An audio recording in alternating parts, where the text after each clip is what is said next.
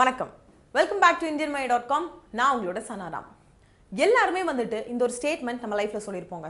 அது என்ன அப்படின்னு பார்த்தோம்னா, நான் நிறைய ட்ரை பண்றேன், ஆனா எங்கேயோ ஏதோ ஒரு பிரச்சனை இருக்கு, என்னால ஃபுல்லா சக்சஸ்ஃபுல் ஆக முடியல அப்படின்னு. ஸோ இதுக்கான ஒரு ஆன்சரை ஒரு சின்ன கதையிலேருந்து நம்ம டிரைவ் பண்ண போகிறோம். ஸோ இது என்ன கதை அப்படின்னு பார்த்தா, ஒரு சிற்பி பற்றின ஒரு கதை. ஸோ சிற்பி என்ன பண்ணிட்டு இருக்காருன்னா, ஒரு சிற்பம் செஞ்சு முடிச்சுட்டு கொஞ்ச நேரம் கழிச்சு அதே மாதிரி இன்னொன்று செய்கிறாரு. இதை பார்த்துட்டு இருக்கிற அந்த சிற்பியோட குழந்தை வேகமாக ஓடி போயிட்டு, ஏன்னா இந்த குழந்தை இந்த கடைசியாக பெயிண்ட் பண்ணுறதுக்கோ இல்லைனா க்ளீன் பண்ணுறதுக்கோ ஹெல்ப் பண்ணும். ஸோ இந்த குழந்தை போய் அவங்க அப்பா கிட்ட கேட்குது, அப்பா நீங்கள் என்னப்பா ஒரு சிற்பம் தானே நமக்கு ஆர்டர் வந்துச்சு, நீங்கள் எதுக்கு 2 பண்ணுறீங்க, எனக்கு தெரியாமல் இன்னொன்று கிடச்சிருச்சா அப்படின்னு சந்தோஷமாக கேட்குது. உடனே அந்த குழந்தைகிட்ட இந்த அப்பா சொல்கிறாரு, அப்படி இல்லைம்மா, இது ஆக்சுவலி அந்த சிற்பத்தில் ஒரு சின்ன பிரச்சனை இருக்கு, அதனால தான் நான் இன்னொரு சிற்பம் செஞ்சுட்டு இருக்கேன், நம்ம அந்த ஒரே ஒருத்தர் தான் ஆர்டர் பண்ணியிருக்காரு, அவருக்கு தான் இந்த சிற்பத்தை கொடுக்க போகிறோம் அப்படின்னு. உடனே இந்த குழந்தை, அதாவது இந்த பொண்ணு நின்றுட்டு அந்த சிற்பத்தை உத்து பார்க்குது. பார்த்துட்டு, என்னப்பா அழகாக தானே இருக்கு, ஒரு பிரச்சனையும் இல்லையே, எங்கே பிரச்சனை இருக்குன்னு நீங்கள் சொல்கிறீங்க அப்படின்னு கேட்குது.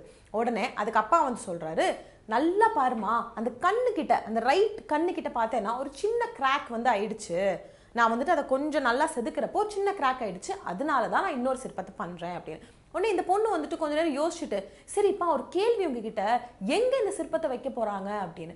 உடனே அப்பா சொல்கிறாரு, அங்கே நம்ம பீச் கிட்ட பார்த்தோம் அப்படின்னா ஒரு சின்ன மண்டபம் மாதிரி இருக்குது தெரியுமா, அந்த மண்டபத்துக்குள்ள அந்த பெரிய ஸ்டாண்ட் இருக்குல்ல, அங்கே வைக்க போகிறாங்க. உடனே இந்த குழந்தை ஒரு கேள்வி திரும்ப கேட்குது, இவங்க உள்ளதானேப்பா வைக்கிறாங்க, அதை சுற்றி கேட்டு போட்டுருவாங்கல்ல, யாரும் பக்கத்தில் கூட போய் பார்க்க முடியாதே, அப்புறம் எதுக்குப்பா இந்த சின்ன கிராக்குக்காக நீங்கள் இன்னொரு சிற்பத்தை செய்கிறீங்க அப்படின்னு கேட்டதுக்கு அந்த அப்பா அந்த குழந்தைய உட்கார வச்சுட்டு சொல்கிறாரு, யாராவது ஒருத்தவங்க பார்த்து அந்த கண்ணுக்கிட்ட கிராக் இருக்குது அப்படின்னு சொல்கிறது நமக்கு சரியில்லைம்மா, நான் என்னோட வேலையை செய்கிறப்போ கண்டிப்பாக ஃபுல்லாக பர்ஃபெக்ஷனோட செய்யணும் அப்படின்னு சொல்கிறாரு. ஸோ அந்த கிராக் இருக்குது அப்படின்றது மற்றவங்களுக்கு தெரியணும்னு அவசியம் இல்லை, எனக்கு தெரிஞ்சிருச்சு, நான் ஒரு தப்பு பண்ணிட்டேன், அந்த இடத்துல கொஞ்சம் கண்ணை அழுத்தி நான் குத்துனதுனால சைடில் ஒரு கிராக் ஆயிடுச்சு, என் கண்ணுக்கு அது தெரிஞ்சிருச்சு, அதுக்கப்புறமும் ஒரு சோம்பேறித்தனத்தினாலேயோ இல்லைன்னா லெத்தாஜிக்கா சரி இருந்தால் இருந்துட்டு போட்டோம் அப்படின்னு விட்டேன்னா என்னோட வேலையை நான் பர்ஃபெக்டாக செய்யலைன்னு அர்த்தம், அதனால தான் இந்த சிற்பத்தை அப்படியே வச்சுட்டு அதே மாதிரி இன்னொரு சிற்பத்தை கரெக்டாக செஞ்சுட்ருக்கேன் அப்படின்னு சொல்கிறாரு. இதை கேட்ட அந்த குழந்தை, ஆமாப்பா நீங்கள் சொல்கிறது கரெக்ட் தான், நம்ம ஒன்று செய்யணும் அப்படின்னா கண்டிப்பாக நம்ம அந்த ஃபீல்டில் என்ன ஒர்க் செஞ்சாலும் சரி ஃபுல் 100% கொடுத்து செய்யணும் அப்படின்னு சொல்லிட்டு 2 பேரும் நடந்து போகிறாங்க, இந்த சிற்பத்தை ரெடி பண்ணிட்டேன். ஸோ இந்த கதையிலேருந்து நம்ம தெரிஞ்சுக்க வேண்டிய விஷயம் என்ன அப்படின்னா, நம்ம லைஃப்பில் சக்ஸஸ்ஃபுல் ஆகலை அப்படின்னு ஒரு கொஷின் நமக்கு தோணுச்சுனாலோ இல்லைன்னா எங்கேயோ ஒரு அப்ஸ் அண்ட் டவுன்ஸ் இருக்குன்னு தோணுச்சுனாலோ அதுக்கு காரணம் நம்ம தான்.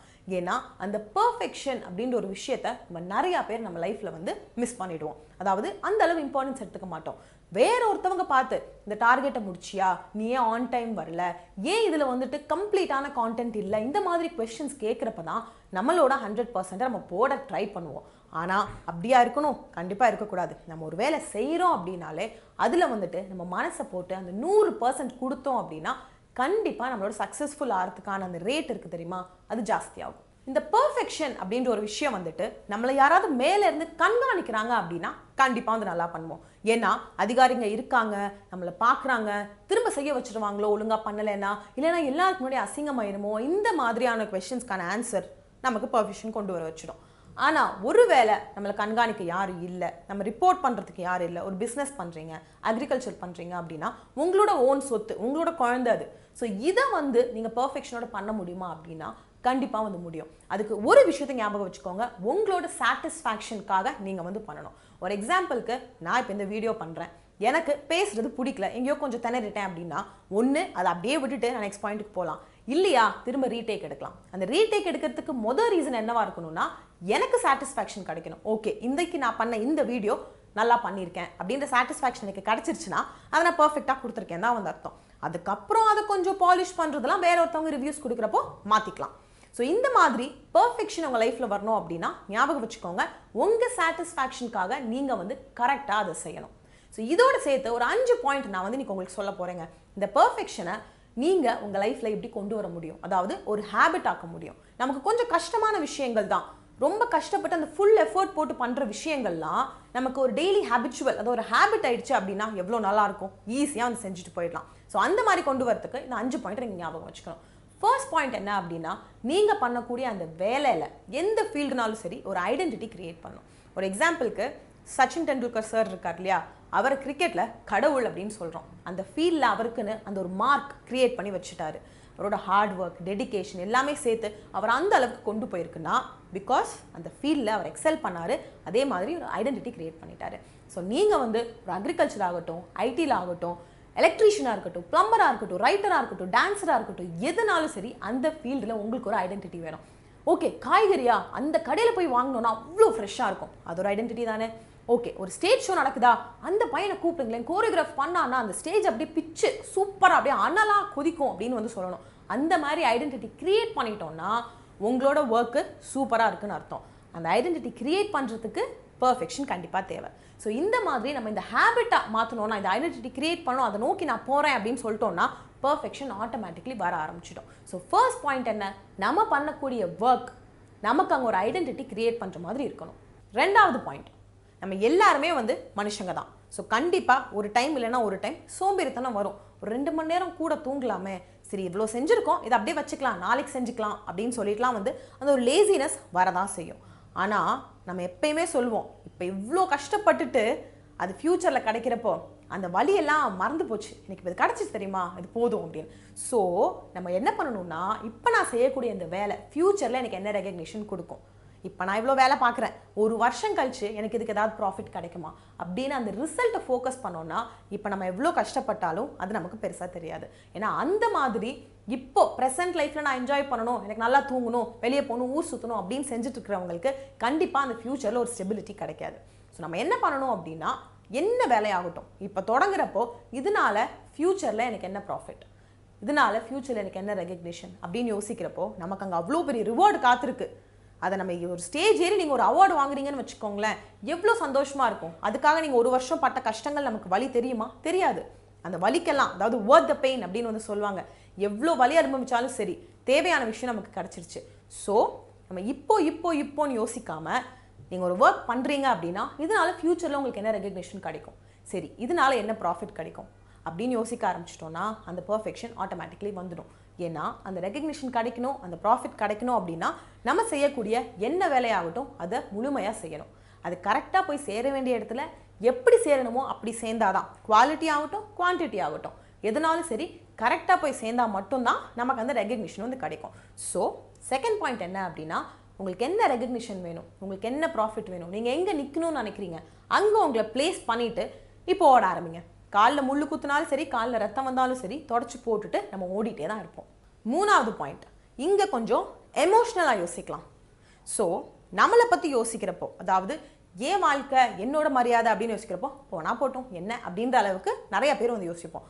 ஆனால் அதுவே அம்மா அப்பா அப்படின்னு வரப்போ கண்டிப்பாக அந்த இடத்துல கொஞ்சம் நமக்கு அந்த ஒரு ஸ்ட்ரென்த் வந்து கிடைக்கும். ஏன்னா அவங்களுக்காக பண்ணணும் அப்படின்னு, அது படிக்கிறதாகட்டும் வேலை செய்கிறதாகட்டும் எதுனாலும் சரி என் அம்மா அப்பாக்காக நான் செய்வேன் அப்படின்னு சொல்லி நம்ம கண்டிப்பாக எல்லாருமே செய்வோம். ஏன்னா அவங்க இல்லாமல் நமக்கு வந்து கிடையாது.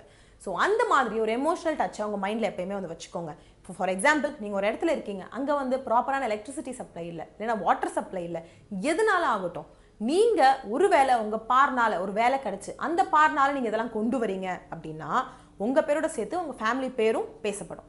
ஸோ நம்மளால் நம்ம குடும்பத்துக்கு என்ன ரெஸ்பெக்ட் கொடுக்க முடியும், அவங்களுக்கு என்ன பேர் கொடுக்க முடியும் அப்படின்னு யோசிக்கிறப்போ கண்டிப்பாக பர்ஃபெக்டாக நம்ம எல்லா வேலையும் செஞ்சாதான் அங்கே வந்து ரீச் ஆக முடியும். ஸோ மூணாவது பாயிண்ட்டாக நீங்கள் என்ன பண்ணணும் அப்படின்னா, உங்களோட ஃபேமிலியை எப்பயுமே உங்கள் மைண்டில் வந்து வச்சுக்கோங்க. எது பண்ணுறப்பையும் இன்றைக்கி நான் பண்ணக்கூடிய இந்த வேலை என்னோட குடும்பத்துக்கு நல்ல பேர் வாங்கி கொடுக்குமா, ஒரு மரியாதை கொடுக்குமா, ஒரு அங்கீகாரம் கொடுக்குமா அப்படின்னு யோசிச்சோன்னா கண்டிப்பாக கரெக்டான விஷயத்தை தேடி போக ஆரம்பிப்போம். அந்த விஷயங்கள் எல்லாத்தையும் பர்ஃபெக்டாகவும், அதாவது முழுமையாக வந்து செஞ்சு கொடுப்போம். நாலாவது பாயிண்ட்டு, நம்மளை தாண்டி நம்ம குடும்பத்தை தாண்டி இந்த சமூகத்துக்கு நம்மளால் என்ன பெனிஃபிட் அப்படின்றத யோசிக்கணும். ஸோ நம்ம எந்த வேலை செஞ்சாலும் நம்ம கண்டிப்பாக நிறையா விஷயங்களை சமூகத்திலேருந்து எடுத்துக்கிறோம். அதனால திரும்ப பேக் டு சொசைட்டி நம்ம கண்டிப்பாக வந்து கொடுக்கணுங்க. இப்போ ஒரு டாக்டர் அப்படின்னு எடுத்துக்கிட்டோம்னா அவருக்கு நிறையா பேஷண்ட் வருவாங்க, நிறையா பேஷண்ட்டுக்கு சர்ஜரி பண்ணுறாங்க. ஆனால் அந்த பேஷண்ட் சைட்லேருந்து பார்க்குறப்போ அந்த டாக்டர் அந்த பேஷண்ட்டோட உயிரை காப்பாற்றுறாங்க, அவங்களோட குடும்பத்தினருக்கு திரும்ப இந்த உயிரை வந்து கொடுக்குறாங்க. ஸோ இது வந்து கிவிங் பேக் டு சொசைட்டின்னு சொல்லுவோம். ஸோ இது டாக்டர் ஃபீல்டில் மட்டும் கிடையாது, எந்த ஃபீல்ட்னாலும் சரி. நீங்கள் ஒரு டான்ஸராக இருந்தாலும் உங்களுக்கு நீங்கள் டான்ஸ் ஆடுறீங்க, உங்கள் ஃபேமிலிக்கு நீங்கள் ஒரு டான்ஸர், ஆனால் அந்த மொத்த க்ரௌடுக்கு நீங்கள் ஒரு என்டர்டைனர். நீங்கள் இல்லாமல் அங்கே வந்து ஒரு சிரிப்பு வராது. ஒரு கமெடியன் ஆகட்டும், கண்டென்ட் ரைட்டர் ஆகட்டும், எதுனாலும் சரி நம்ம ஏதாவது ஒரு வகையில் சொசைட்டிக்கு திரும்ப கொடுக்கணும் அப்படின்னு நினைக்கிறப்போ அந்த இடத்துல பெர்ஃபெக்ஷன் வரும். ஏன்னா நீங்கள் கம்ப்ளீட்டாக தெரிஞ்சுக்கிட்டா மட்டும்தான் கரெக்டாக வந்து செய்ய முடியும். இப்போ டாக்டர் அப்படின்னு சொன்னேன், அவர் பர்ஃபெக்டாக அந்த சர்ஜரி பண்ண தெரிஞ்சனால தானே கரெக்டாக வந்து செஞ்சு கொடுக்குறாரு. அந்த பர்ஃபெக்ஷன் இல்லாமல் அங்கே ஏதாவது குளறுபடி ஆச்சுன்னா யோசிச்சு பாருங்கள் அந்த உயிரோட நிலைமை என்ன அப்படின்னு. ஸோ அது அந்த மாதிரி ஃபீல்டில் மட்டும் கிடையாதுங்க. எந்த ஒரு விஷயமா இருந்தாலும் சரி, ஒரு பிளம்பிங் வேலையாக இருந்தாலும் ஒரு எலக்ட்ரீஷியன் வேலையாக இருந்தாலும் எதுனாலும் ஓகே, அந்த பர்ஃபெக்ஷன் இருந்தால் மட்டும்தான் நம்ம சொசைட்டிக்கு திரும்ப கொடுக்க முடியும். ஏன்னா பிறந்ததுலேருந்து இந்த சொசைட்டி அதாவது சமூகத்திலேருந்து பல விஷயங்களை நம்ம யூட்டிலைஸ் பண்ணிக்கிறோம். அதனால நம்ம செய்யக்கூடிய இந்த வேலைனால சமூகத்துக்கு என்ன பெனிஃபிட் அப்படின்ற ஒரு கொஸ்டினுக்கு நீங்கள் ஆன்சர் பண்ணணும். ஆன்சர் பண்ணீங்க அப்படின்னா ஆட்டோமேட்டிக்லி அந்த பெர்ஃபெக்ஷன் உங்களுக்கு கிடைக்க ஆரம்பிச்சிடும். 5வது பாயிண்ட் ஒரே ஒரு லைன் தான். நம்மளோட நேஷன் அதாவது நம்ம நாடுக்கு நம்ம இந்தியாவுக்கு என்ன பெனிஃபிட், இந்த ஒரு கேள்விக்கும் நீங்கள் ஆன்சர் பண்ணீங்கன்னா கண்டிப்பாக அந்த பெர்ஃபெக்ஷன் இல்லாமல் எதுவுமே லைஃப்பில் பண்ண மாட்டோம். ஸோ இந்த 5 பாயிண்ட்டை தான் நீங்கள் வந்து உங்கள் லைஃப்பில் யாரும் உங்களுக்கு கண்காணிக்கல, நீங்களா ஒரு பிஸ்னஸ் பண்ணுறீங்க, உங்களுக்காக ஏதாவது பண்ணணும்னு ஆசை, இல்லை உங்களுக்காக ஏதாவது ஒரு ஸ்கில் டெவலப் பண்ணிக்கணும்னு ஆசை, அந்த இடத்துல பெர்ஃபெக்ஷனை கொண்டு வரணும்னா ஃபாலோ பண்ணிங்கன்னா கண்டிப்பாக கிடைக்கும். ஒரே ஒரு தடவை அதை ரீகேப் பண்ணிடுறேன். ஸோ ஃபர்ஸ்ட் ஒன், நம்ம செய்யக்கூடிய இந்த வேலை நமக்கு என்ன ஐடென்டிட்டியை கொடுக்கும், ஐடென்டிட்டி கொடுக்குற மாதிரி அந்த வேலையை செய்யணும். 2வது விஷயம், நாம் வந்துட்டு இதை செய்யறதுனால ஃபியூச்சரில் என்ன ரெகக்னிஷன் ப்ராஃபிட் நமக்கு கிடைக்கும். 3வது விஷயம், நம்ம ஃபேமிலிக்கு என்ன பேர் நம்ம வாங்கி கொடுக்க போகிறோம் இப்போ நம்ம செய்கிற இந்த வேலைனால. 4வது விஷயம், சமூகத்துக்கு திரும்ப நம்ம என்ன கொடுக்க போகிறோம், நம்ம இவ்வளோ பெனிஃபிட் எடுத்தாச்சு அடுத்து நம்ம என்ன கொடுக்க போகிறோம் அந்த கேள்விக்கான பதில். 5வது விஷயம், நம்ம நாட்டுக்கு நம்ம செய்யக்கூடிய இந்த வேலைனால என்ன பெனிஃபிட். ஸோ இந்த ஒரு 5 விஷயத்தை நீங்கள் ஃபாலோ பண்ணீங்கன்னா கண்டிப்பாக அந்த பெர்ஃபெக்ஷன் உங்கள் லைஃப்பில் வரும். பெர்ஃபெக்ஷன் உங்கள் லைஃப்பில் வந்துச்சுன்னா நம்ம செய்யக்கூடிய வேலை கண்டிப்பாக வந்து சக்ஸஸ்ஃபுல்லாக முடியும். ஆனால் அந்த சக்ஸஸை நோக்கி தான் நம்ம எல்லாருமே ஓடிட்டுருக்கோம். ஸோ அந்த சிற்பி சொன்ன மாதிரி வேற ஒருத்தவங்க நம்மளை பார்த்து இது நீ தப்பு பண்ணியிருக்க அப்படின்னு சொல்கிறதுக்கு முன்னாடி நமக்கு தெரிஞ்சிருச்சு, தெரியலன்னா பிரச்சனை இல்லை, நமக்கு தெரிஞ்சிருச்சு அப்படின்னா அந்த மிஸ்டேக்கை அக்செப்ட் பண்ணிவிட்டு நம்மளே மாற்றிட்டோம். ஸோ தட் அந்த பெர்ஃபெக்ஷன் அப்படின்ற ஒரு விஷயம் நம்ம லைஃப்குள்ளே வரும். ஸோ இதை வந்து உங்களோட டெய்லி ஹேபிட்டாக வந்து மாற்றிக்கோங்க. ஏன்னா நிறையா பேருக்கு இது கொஞ்சம் கஷ்டமாக இருக்கும். ரொம்ப கஷ்டப்பட்டு ஸ்கில்லெல்லாம் உருவாக்கி கொண்டு வருவோம், ப்ராக்டிஸ் அது இது பண்ணிவிட்டு. ஆனால் ஒரு 100 மீட்டர் ஃபஸ்ட்டு ஓடுற ஒருத்தருக்கு அவ்வளோ கஷ்டமாக இருக்கும். ப்ராக்டிஸ்க்கு அப்புறம் என்ன ஆகும், சட்டுன்னு ஈஸியாக ஓடி முடிச்சுடுவார். அதுக்கு ரீசன் என்ன அப்படின்னா அது அவரோட ஹேபிட் ஆயிடுச்சு. ஸோ அந்த மாதிரி உங்கள் லைஃப்பில் கஷ்டமாக இருக்கக்கூடிய ஸ்கில்ஸ் ஆகட்டும், கஷ்டமாக இருக்கக்கூடிய எந்த ஒரு விஷயம் ஆகட்டும், அதை ஒரு ஹேபிட்டாக மாற்றிட்டீங்க அப்படின்னா லைஃப் சார்ட்டடாக இருக்கும். ஸோ என்னோட வீடியோ இதோட முடிஞ்சிருச்சு. ஃபினான்ஸ் ரிலேட்டடாக உங்களுக்கு queries இருந்துச்சு அப்படின்னா 02261816111 அப்படின்னு நம்பருக்கு ஒரு மிஸ்ட் கால் கொடுங்க. எங்களோட மை டாக்டர்ஸ் உங்களுக்கு திரும்ப கால் பண்ணுவாங்க. என்ன queriesன்னு சொன்னீங்கன்னா அவங்க உங்களுக்கு ஹெல்ப் பண்ணுவாங்க. எங்களோட CEO மிஸ்டர் CS சுதீர் வந்துட்டு 1 டே ஒர்க் ஷாப் கண்டக்ட் பண்ணுறாரு. ஃபினான்ஷியல் ஃப்ரீடம் பேர் சொல்கிற மாதிரியே ஃபினான்ஷியலி உங்களுக்கு எல்லா வகையான ஃப்ரீடமும் வந்துட்டு கிடைக்கும். இந்த ஒர்க் ஷாப்பை நீங்கள் அட்டன் பண்ணி வெளியே போகிறப்போ எவ்வளோ கொஷின்ஸ் உங்கள் மைண்டில் இருந்தாலும் அது எல்லாத்துக்குமே ஆன்சர் வந்து கிடச்சிடுங்க. அவ்வளோ நல்லா வந்து டிசைன் செய்யப்பட்டிருக்கு. அது இது தியரி மட்டும் கிடையாது, இவ்வளோ பெரிய புக் இருக்குது, இதை ஃபுல்லாக நீங்கள் ஃபில் பண்ண போகிறீங்க. ஸோ உள்ளே வரப்போ என்னென்ன மாதிரி டவுட்ஸ் queries உங்களுக்கு இருக்கோ வெளியே போகிறப்போ எல்லாத்துக்கான ஆன்சரும் உங்களுக்கு கிடச்சிடும். ஸோ நீங்கள் ரெஜிஸ்டர் பண்ணிக்கணும் அப்படின்னு நினச்சிங்கன்னா கீழே தெரியுற நம்பருக்கு ஒரு மிஸ்ட் கால் கொடுங்க. அவங்க கால் பண்ணி உங்களுக்கு ரெஜிஸ்ட்ரேஷனோட ப்ராசஸ் எல்லாத்தையும் சொல்லிக் கொடுப்பாங்க. அண்ட் இது வரைக்கும் 16க்கும் மேற்பட்ட ஒர்க் ஷாப்ஸ் முடிஞ்சிருச்சு.